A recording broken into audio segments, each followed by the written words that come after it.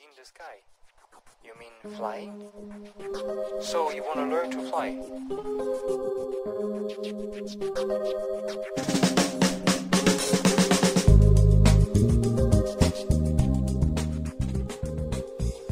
Welcome to the world of paragliding. The aim of this film is to introduce you to this amazing sport and to explain the basic skills and theoretical knowledge that are essential for a long, safe and rewarding flying career.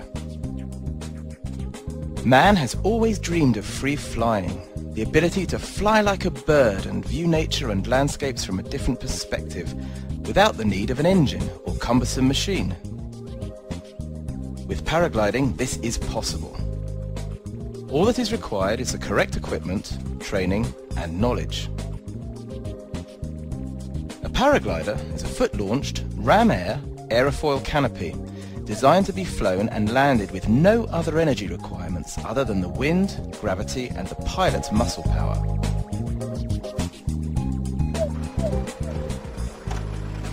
Paragliding offers different types of flying and is a very personal thing, whether it be gently soaring flights in smooth air or epic cross-country adventures in strong thermals, or even radical aerobatics. The choice is yours.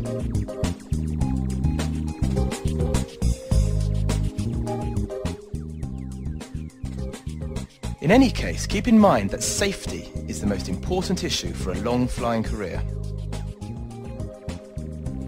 Regardless of the direction you take, right now you're at a stage that all of them have in common: your initiation.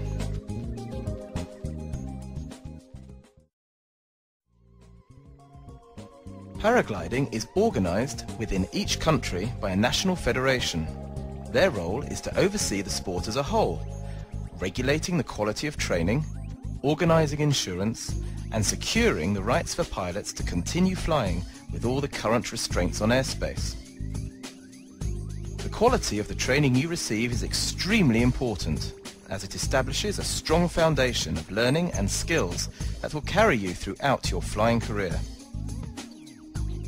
Paragliding is a potentially dangerous activity.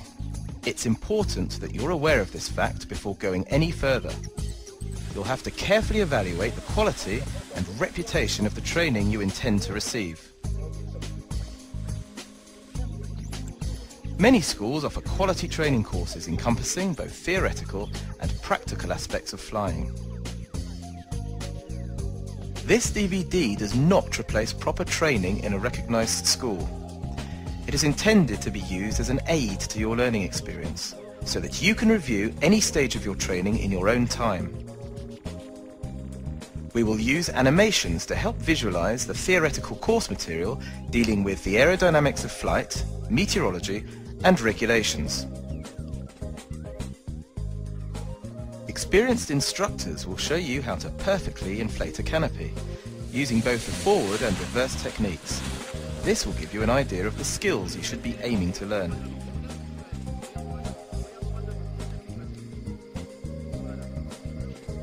So you've decided to learn how to paraglide. It's probably one of the most exciting things you will have done in a long time.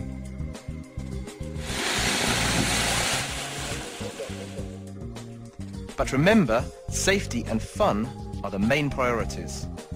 You must stay within the limits of your experience and be progressive, and don't skip over any of your training stages. Learning how to paraglide never ceases.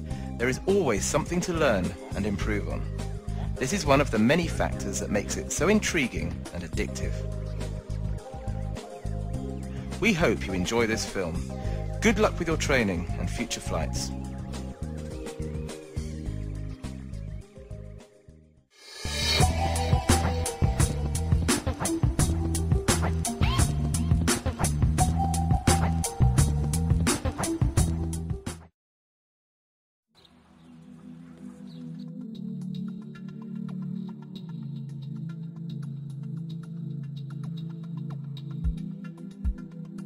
The wingspan averages about 10 to 12 meters and the chord measures 2 to 3 meters.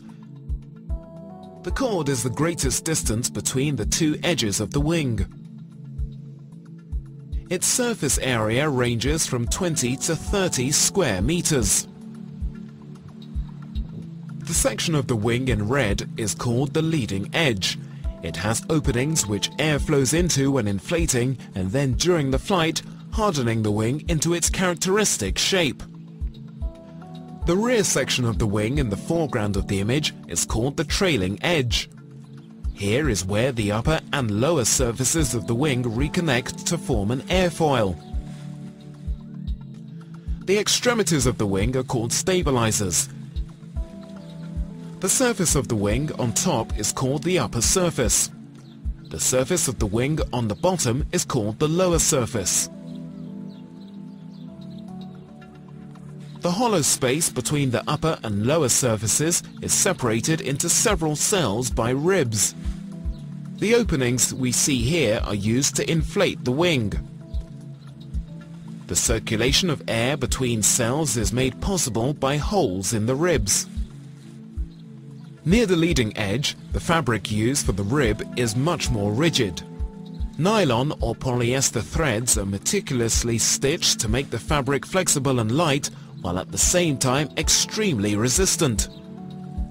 The wing is connected to the harness by carabiners. These carabiners are considerably oversized and can withstand weights exceeding 2,000 kilograms. There are several different locking systems. Auto locking as seen here, twist locking or screw gate locking.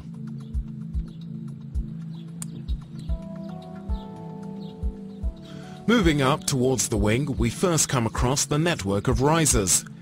Each riser, usually 3 or 4 of them depending on the model, is attached to the suspension lines, which in turn are attached to the wing. Attached to the rear riser is the braking system. The brake line is directly linked to the wing's trailing edge and slides along a pulley.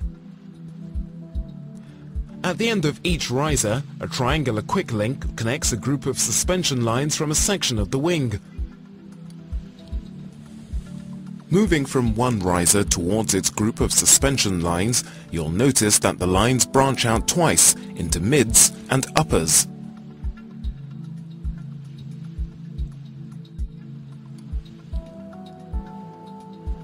The A risers, or front risers, are attached to the leading edge. The B and C risers are attached to the middle, and the D risers, also known as rear risers, are connected near the wing's trailing edge.